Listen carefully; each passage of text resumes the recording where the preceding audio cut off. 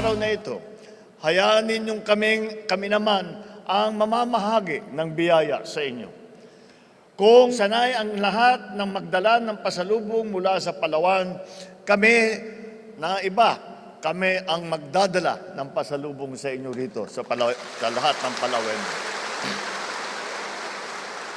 Hindi lingid sa amin na matindi ang naging epekto ng nagdaang El Nino sa inyong mga sakahan at palaisdaan.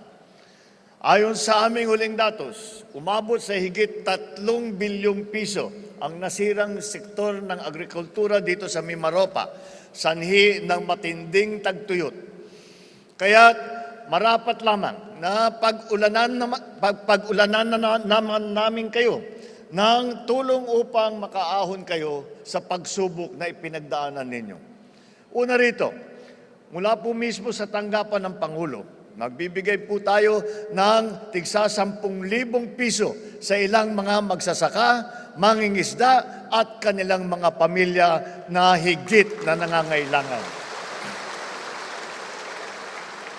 Sa kabuuan, tayo ay magbibigay ng halos 100 milyong piso para sa mga benepisyado ng lalawigan ng Palawan at ng Marinduque. Marami po tayong ibibigay mula sa iba't ibang kagawaran na kasama natin ngayong araw. Higit pa sa mga tulong at serbisyong ito, kami po ay patuloy na kumikilos upang palakasin ang ekonomiya ng rehiyon ng Mimaropa. Atin pong ipinapatayo ang Ibatu-Iraan Small Reservoir Irrigation Project sa Aburlan, kung saan ang dam component nito ay malapit nang matapos, 95% na po. Habang ang karagdagang kalsada sa Dr. Damian Reyes Road sa Marinduque ay halos kalahati ng kumpleto. Kasama din siyempre sa ating prioridad ang pagpapalago ng turismo sa inyong lalawigan at sa pagpapabuti pa ng daloy ng transportasyon dito. Ito'y gagawin natin sa pamamagitan ng Puerto Princesa Airport Development Project at Pag-asa Island Airport Development Project. At ngayong paparating naman ang tag-ulan, nais kong ipaalam sa inyo na patuloy pong naghahanda ang inyong pamahalaan para sa anumang maaring mangyari. Mga minamahal kong kababayan, iba-ibang pagsubok at patong-patong na suliranin ang ating kinakaharap.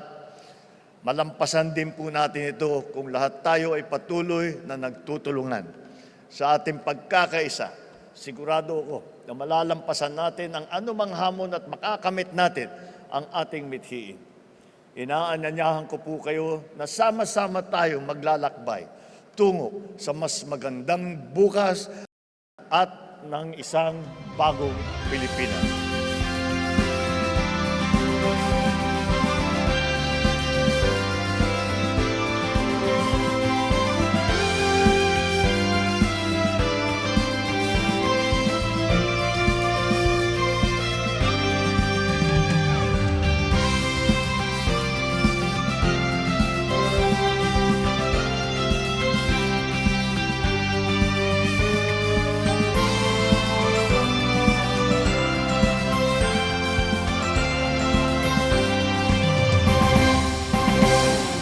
Salamat namin kay Presidente na malaking tinutulong niya rin dito sa Pilipinas.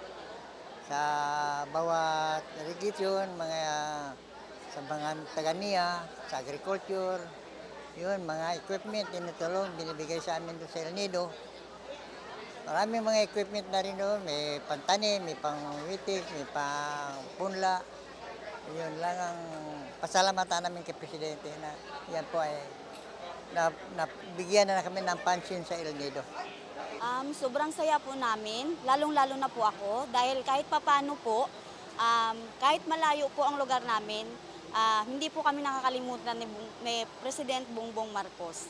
Malaking bagay po, lalo na po sa pagkain. Nagpapasalamat po ako sa inyo, lalong-lalo na po sa binigay niyo pong tulong sa amin dahil isa po ako sa naging beneficiary po ng tulong na ibinigay niyo. At maraming salamat din po sa Bagong Pilipinas dito po sa Palawan.